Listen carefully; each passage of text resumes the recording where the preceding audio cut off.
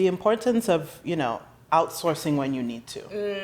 Because I have friends, that are starting businesses, and they ask me, they said, did you do all of it yourself? Did you, make the website yourself? And I'm like, no, because I know my strengths. Let me do the baking and let me outsource to the people that I need to outsource to. And that was a blessing, definitely. So that would be even advice I would give somebody, like outsource what you need to outsource. Welcome to the Business Mindset Podcast, where we document the stories of Black entrepreneurs around Canada. I am your host, Nina Barango, and together we will explore the world of entrepreneurship through the journeys of our incredible guests. Let's get started. My name is Princess Akindele, and I am the CEO of Treats Royale, which is an online bakery business that specializes in custom buttercream cakes and treats.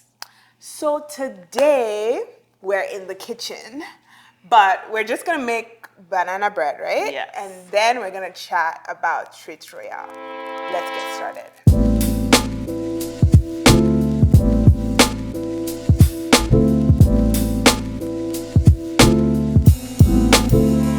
Well, in COVID, I tried to make banana bread before you launched. Oh yeah? How'd I it don't know go? if it was before, because you launched in COVID. So I think the first time you launched, obviously I ate it, but then I was in Ottawa, so obviously I now started craving banana bread. And then I now followed one of these YouTube things that said, oh, if you don't have banana, you can use plantain. That's how I put the plantain in. How did it taste? It didn't cook. Like the bread baked, but every time I ate it, I was tasting raw plantain. Do you get? Anyways, that's when I just decided that maybe baking is not for me. I'm more into things that I can guesstimate. All this, you need to use 1 teaspoon. I thought it was a suggestion. No, baking is an exact science. You have to be exact with your measurements. It's not like cooking. This is why people are always proud, because what was really the big deal there if I use 1.5 and then I compensate with more sugar? Do you get? That's the kind of thing I'm into. Anyways, keep mixing.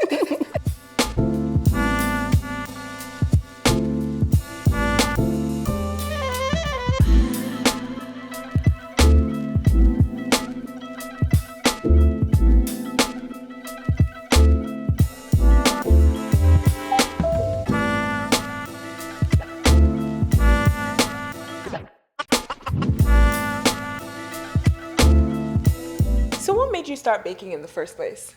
Honestly, I have the biggest sweet tooth. I love desserts. So I would always, even growing up as a child, I would just research recipes and bake things for my family and friends to taste test. And really that's how it started, my love for sweets. Yeah. I feel like that's also how I tasted Treats the first time, because I think you were doing a big sale at Covenant Chapel. Yes. And I was like, oh, this is good. But then, okay, so you were baking for your family and friends. At what point did you say, let me turn this into a business? You know what? It was COVID.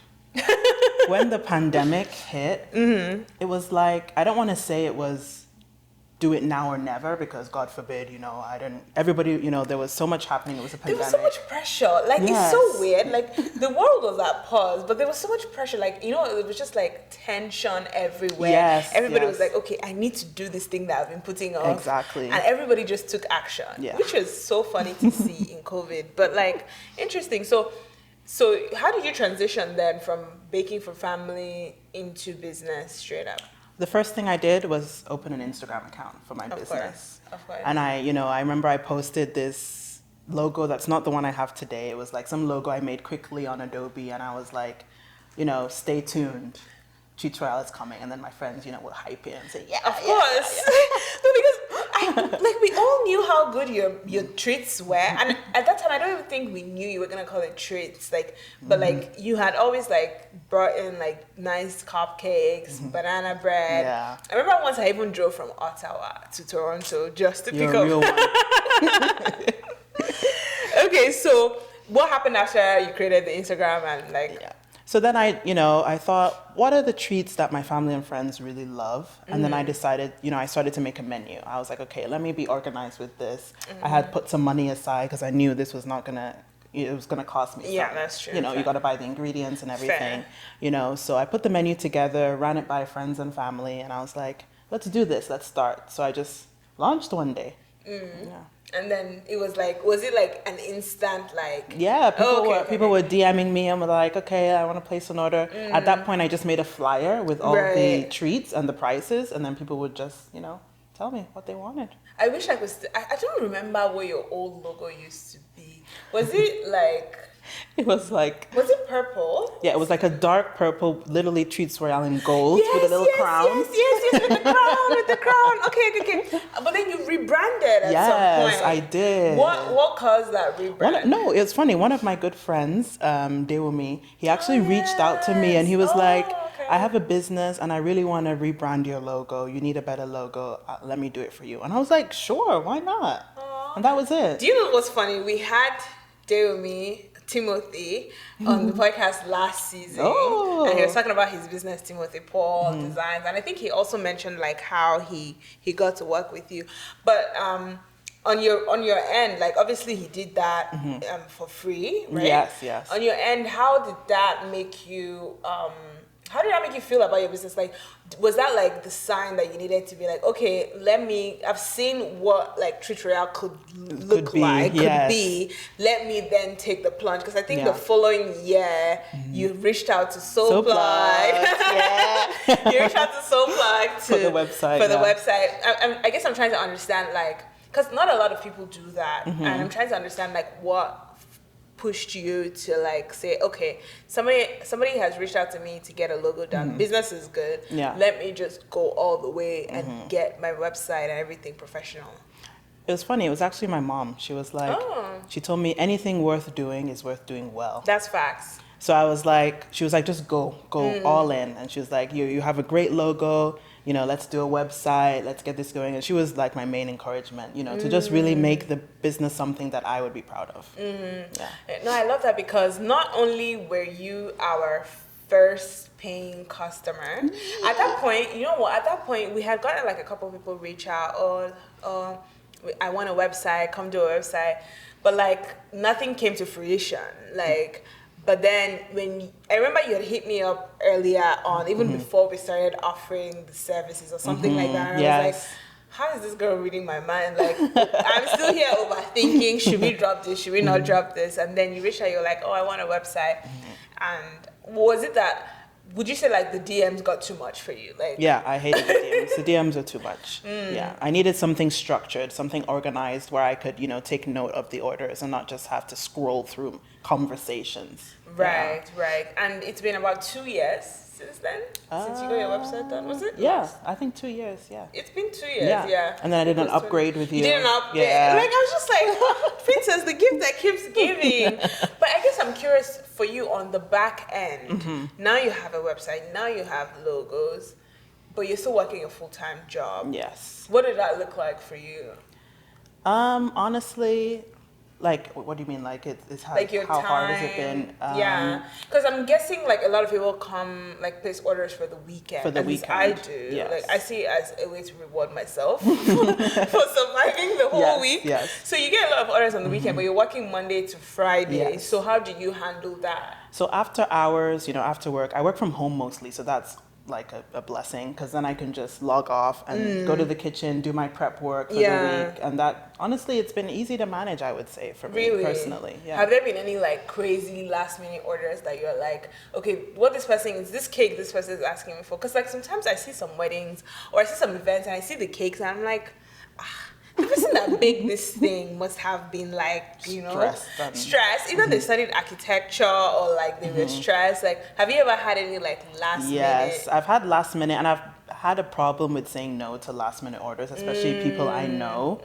So I've been working on that. Now I don't take last minute orders, but I have had times where I've been super stressed and I'm like, why did I do this? Because I don't want to put my quality into jeopardy, especially with cakes. You want the design to turn out nice. If they want custom things added, you want to make sure you're doing a good job because it's for a birthday, it's for a special occasion, right? So so no more last minute orders. Yes, because I was curious, like, how do you maintain that quality with like the customer's expectation? Exactly, when you're rushing. Exactly, and your limited resources in terms of time, especially because these things take time. And that was the first thing I learned the first time I tried to bake. I was just like, this thing is taking a while. Like, what do you mean the food is not ready? Exactly. Then you have to do all the measuring. Yeah. That took so long because you can't just guesstimate. I'm more of like a guesstimator when I'm cooking. Like, I pour until I'm like, okay, that should be good. Yeah. But then so you're measuring, you're pouring, and then you still have to do the packaging, Yes, make all sure of it that. cools down. Yeah. Wow. Do you feel like, so you've been running Treats Royale now for the past 4 years? Almost COVID 4. was 2020. Yeah. For the past 3 to 4 years. Yes. What has been your biggest lesson? My biggest lesson would definitely be, number 1, no last minute orders, as I mentioned. Number 2, don't feel obligated to give discounts to friends and family. Should we talk about that? Should we? Because especially in your case, you started out baking for friends and family. Now you've blown. No. There's a certain dynamic, especially being Nigerian. Now you've blown. I'm not saying to keep my discounts. Let me just put a disclaimer that I still need a discount. But let's talk about them, those family members.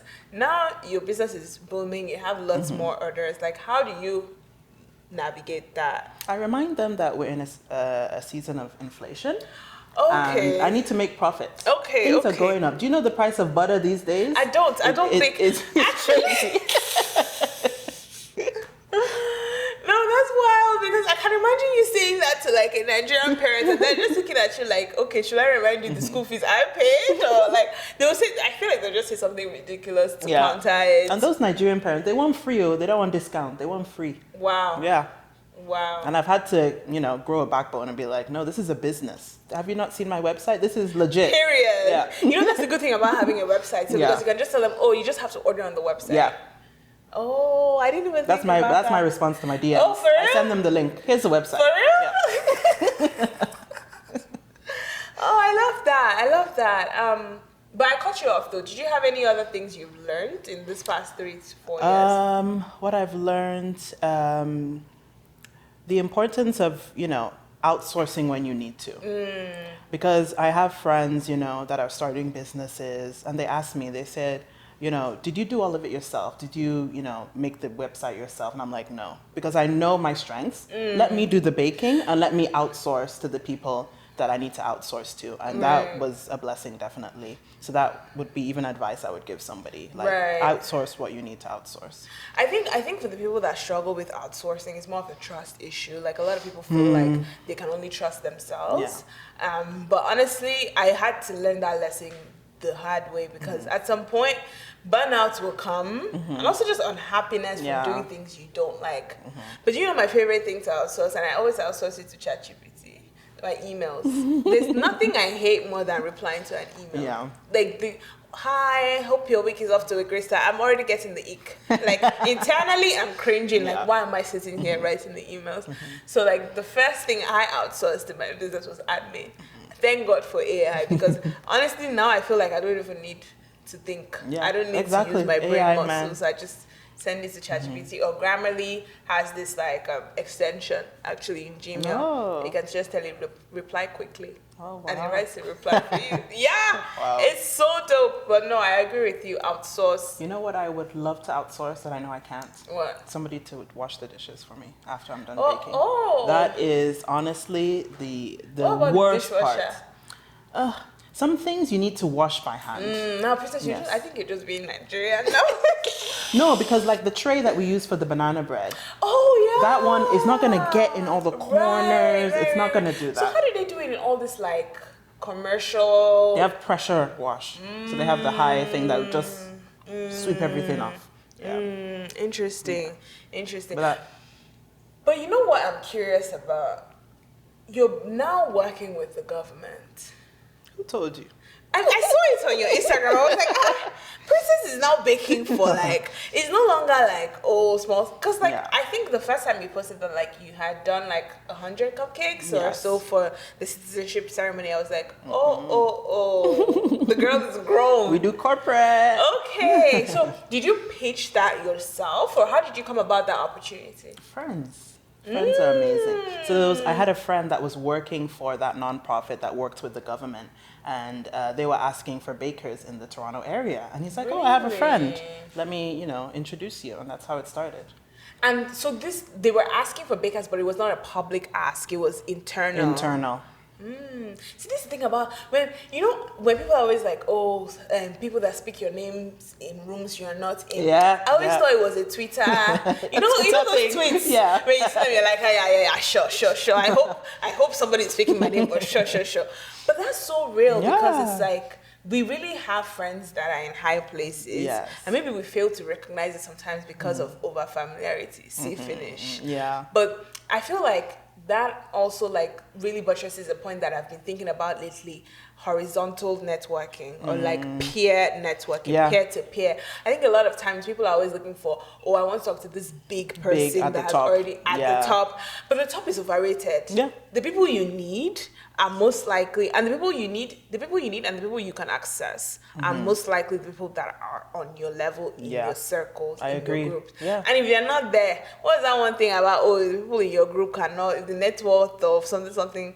I forgot. Anyways, I spend too much time on Twitter these days. That's the problem. That's what's showing now in this conversation. But what I was trying to say is that a lot of times people are saying something like, if your friends cannot bail you out of a situation, change your friends. But the way I think about it is, if my friends cannot grow with me and if we cannot uplift each other, then I feel like there's a fundamental problem. Maybe our values are misaligned, especially as an entrepreneur, especially as a small business owner. Exactly. Yeah. You can't just be having friends on vibes. But now that I say it sounds like a social climber, but it's more so like people your values align with, and people that are meaningful to your life. So no, shout out to your friend. You want to give them a shout out. You never know. Arjun, I love you. You know what? Maybe I should go and make him my friend so that we can both go to high places. Oh no, I love that. Would you say that in that moment when you started baking for like corporate, it's no longer small, you're now playing big, did you feel validated in that moment? Yes. Or was there another defining moment for you? No, honestly, that was it. Because I remember the first time, I've maybe made cupcakes for them 6 times now. Oh. The first time, it was at Pearson Airport. And I remember I was wheeling in the cupcakes, and even people that weren't part of the citizenship ceremony, they come up to me like, "Wow, this is beautiful. Wow." Who wouldn't? Yeah. So I was like, I'm glad I started this business, Aww, Yeah. I love that. No, I really love that because sometimes your mind can be your own worst enemy, and you actually need people to remind you why we're here. Like we're not here for a pity party. We're actually doing something. So like, how does that? I don't know if you can actually. Did you sign an NDA about this thing, or can you actually talk about? No, I can. Yeah. Okay. So how does that relationship work? Like, is it every citizenship ceremony you cater to, or how does that relationship work? Yeah, all the ones that they're doing in Toronto, they would reach out to me and they would give me dates of like the next 2 or 3, and they would say, "Does this work for you? Are you able to provide these cupcakes for us?" And then I reply with them. Mostly yes, because you got to make that. Of course. Oh no, I love that. I think there was a time that I was talking to you and you told me, I don't know if you remember this conversation, but you were like, "Oh, my dream for Treats Royale is that like I have like a cute cafe and like a corner, and then I will be selling coffee and treats and the whole thing." Is that still on your vision board, or has the roadmap adjusted based on the fact that you're now playing big? Honestly, I've been thinking about that a lot. Oh, for real? Would I like to do that? Would I prefer to keep it online? Because I just feel like I'm really loving the corporate space, and I feel like if I open a storefront, that's a whole nother game, because you got to be there, you got to open the shop, you got to hire employees, you got to do all this extra stuff. And I don't know, maybe down the line, but right now I'm actually really content with what I'm doing. Really? Yeah. Interesting. It's funny you say that because like I really see you as an employer. Like because I know like owning a space, a physical space at the beginning would definitely be tasking. Like you would have to do a lot of things. Yeah. Probably wouldn't be able to do your full-time job. Probably just go head on into Treats Royale. But I think over time, once you're able to hire proper properly, get people like storefront while you handle corporate, for That I example. trust. People that you trust. If you hire somebody like me now, I can eat the whole banana bread. And I'll say, okay, just take it from my pay, just take it from my pay. Meanwhile, do you get? Yeah. Do you get? But no, I definitely like, I see, like when you told me, it was like maybe 2 years ago you told me this. So Yeah. I was like, I absolutely see this, but like seeing you now and your business now, I'm like, I definitely see this. So it's interesting that you're like, oh, I might want to keep it online. Maybe I'm just getting too comfortable with what I'm enjoying. Fair. That's a sign though that you need to like Level stretch up. yourself. Yeah. Come out of it. Or maybe like what I've seen a lot of people doing now in the food space is like they will just rent a commercial kitchen and then like just go there and produce and all of that. Yeah. But I don't know, it's up to you. Yeah, I'll definitely think about it. Maybe within the next 5 years, who knows where Treats Royale will be, right? Who knows? Are you thinking of doing any markets anytime soon? Farmers market, Black market. You see what I did there? Yeah, I feel like I would definitely want to do more of those. Yeah, for sure. Okay, fair. Any other thing exciting you have planned for the future? For the future, you just have to wait and see. Stay Just wait and tuned. see. Not the suspense. But no, I love that. I really like, I think your story really captures like what it's like to turn your passion into a profitable business. Not just a business, because a lot of people have businesses these days, but only a few are actually profitable. And I really like how that translates in your story, in your mindset, and how you approach the business. I guess before I let you go, where can people find you, find Treats Royale, find your treats? They can find me on Treats Royale on Instagram. It's just at Treats Royale, and also on my website, treatsroyale.ca. You know what? That your website has actually been one of our biggest referral sources. Really? Because, you know, in the footer, it says by Soulplug Studio. And a lot of people have just come through there, booked a meeting with us, and they're like, oh, I need a website. Amazing. Yeah, it's actually pretty dope. No, I was like, oh, people must really love this website. I think Ben is so proud of that website. Though. He loves it more than anything. He killed it. Like, he did amazing. Absolutely ate. But no, thank you so much, Princess, for coming. Thank you for having me. I can't wait to try those banana loaves that we made. And thank you to you guys as well for tuning in. Once again, my name is Nina Barango. I am your host, and I will see you next Monday. Bye.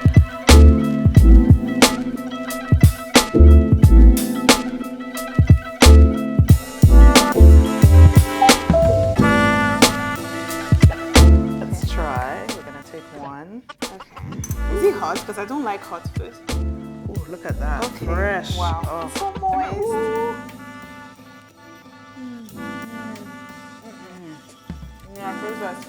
Yeah, I'll see you later. Bye.